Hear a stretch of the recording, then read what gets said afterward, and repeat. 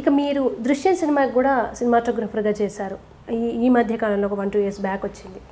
ఆ సినిమాకి సినిమాటోగ్రాఫర్గా చేసిన మీరు దృశ్యం 2 అంటే సీక్వెల్ వచ్చింది. దానికి ఎందుకు మీరు లేరు? అది చాలామందికి మాకు ఆశ్చర్యం కలిగించింది. అది ఒక్కోసారి ఏమవుతుందంటే అండి, ఇప్పుడు దృశ్యం ఫస్ట్ పార్ట్ చేసిన క్రూ ఉంటారు కదండి. ఇప్పుడు ఇప్పుడు ఆ డైరెక్టరే ఇప్పుడు తెలుగు సినిమాకి ఆ డైరెక్టర్ చేయలే. ఓకే. ఇప్పుడు తమిళ సినిమాకి ఆ ఒరిజినల్ ఆయనే చేస్తున్నారు, జీతు జోసెఫ్ అని ఆయన సినిమాటోగ్రాఫర్ ఉంటారుగా. మళ్ళీ కొత్తగా నేను అంటే ఆయనకి ఒక బాండేజ్ ఉంటుంది కదా, so they are continuing. Durga Arts మంచి మంచి సినిమాలను ఇచ్చింది సినీ పరిశ్రమకి.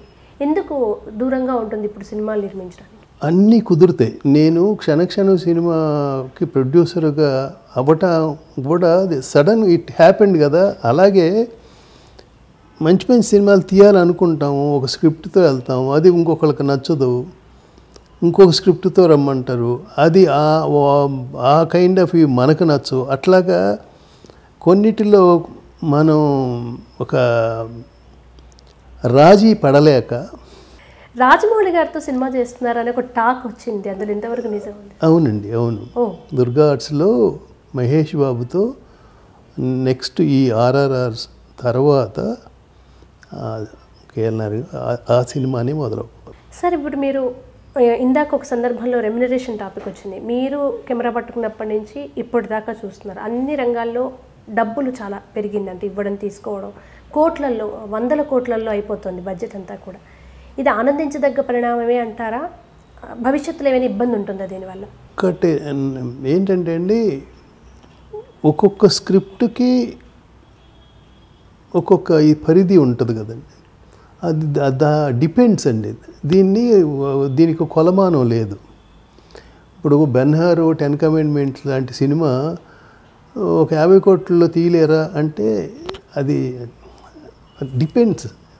దానికి అంత ఖర్చు పెడితేనే దాని హిస్టారికల్ బ్యాక్డ్రాప్స్ కానీ, అటువంటి సెట్స్ కానీ, అటువంటి స్పెషల్ ఎఫెక్ట్స్ కానీ అన్నీ చెయ్యాలంటే తప్పదు. పాన్ ఇండియా వైపు తెలుగు సినిమా చాలా వేగంగా దూసుకువెళ్తుంది. మీకు ఎలా అనిపిస్తుంది పరిణామం అంతా? ఇప్పుడు ప్రతి కొత్తదనాన్ని మనం ఆస్వాదించాలండి, అది నేను నమ్ముతా.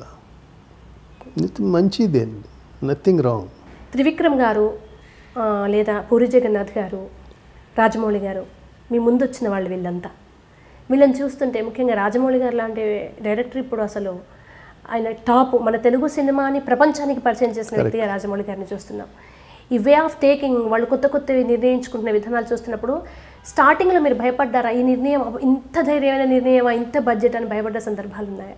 అసలు అప్పుడు సినిమా రిలీజ్ అయ్యేంత వరకు వీటి గురించి తెలియదండి. సినిమా చూసిన తర్వాత మన తెలుగు ప్రజలు గర్వించదగ్గ డైరెక్టర్ దొరికాడే అని ఫీల్ అయ్యాను తప్పితే, మీరు ముందు ఈ బడ్జెట్లు వీటి గురించి నేను అసలు ఎప్పుడు వాటి గురించి తర్వాత చూసిన తర్వాత ఎంత ఉంటుంది, ఎంత గొప్పగా తీశారు అని.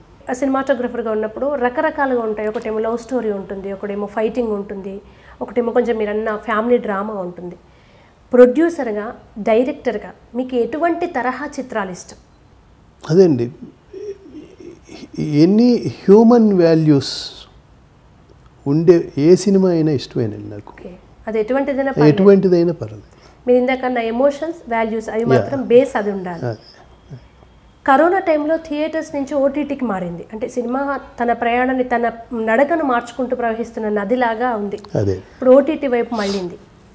సినిమా వాళ్ళకి ఓటీటీ ఎంతవరకు లాభదాయకం? ఇది ఇలాగే కంటిన్యూ అయితే ఏమైనా నష్టపోయే అవకాశం ఉందా ఓటీటీపై? ఏమీ లేదండి, ఏమీ లేదు. సినీ రంగంలో పనిచేసే వర్కర్స్కి కానీ వీళ్ళకి కానీ అందరికీ పని దొరుకుతుంది.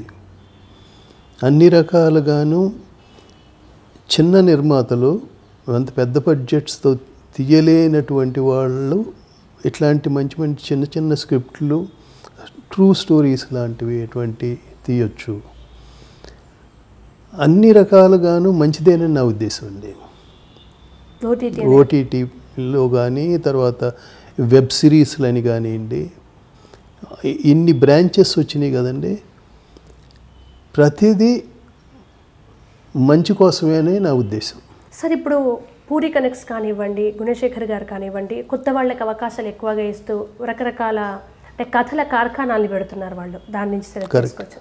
షార్ట్ ఫిల్మ్స్ వస్తున్నాయి. మీరు ప్రతి టెక్నాలజీని అడాప్ట్ చేసుకునే పర్సన్ చూస్తున్నారా? కొత్త టాలెంట్ ఎవరైనా బెస్ట్ ఉంటే దుర్గా ఆర్ట్స్ నుంచి ఏమైనా అవకాశాలు వచ్చే ఛాన్సెస్ ఉన్నాయా? First I believe in script అండి.